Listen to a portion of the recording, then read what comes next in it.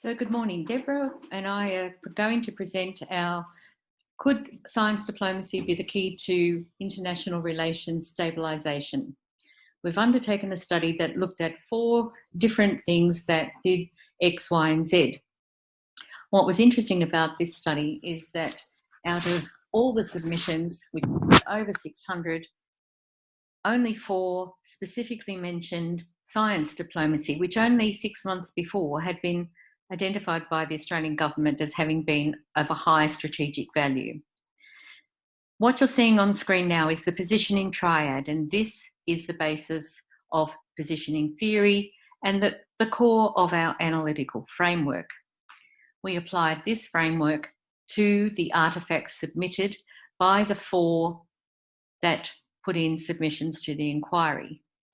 You can see here that these are the framework domains, each one designed to look at aspects of what they were trying to do. And by applying this, it teases out whether they were acting in their own interests or perhaps trying to look at the wider good.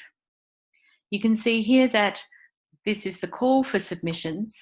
The submissions closed on the 28th of February, but they did in fact open and close quite early, and the report itself was released in late 2017 and subsequently pretty quickly buried in the archives.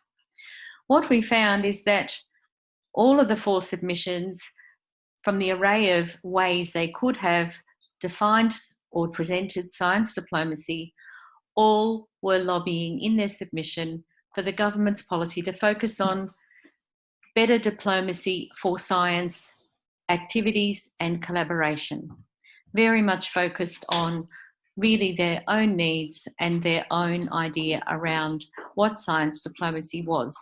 They did not seem to take the wider view of what science diplomacy could be.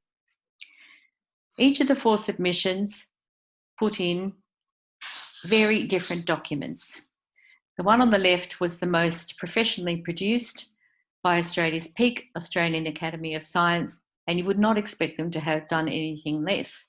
Whereas the one on the right was done by an individual without any identification and almost as if they didn't know how to present a submission. This is significant because a lot of the submissions were clearly trying to position themselves as key players in the game when it came to Australia's foreign policy, and especially in terms of the profile that they themselves would play in the future of any of these things. So when we look at the blah-de-blah, it's very keen to see that blah-de-blah-de-blah-de-blah. And so when we get to the next slide, we'll see that not only did such and such happen, but this happened as well. Each time we do such and such, we can see that this happens.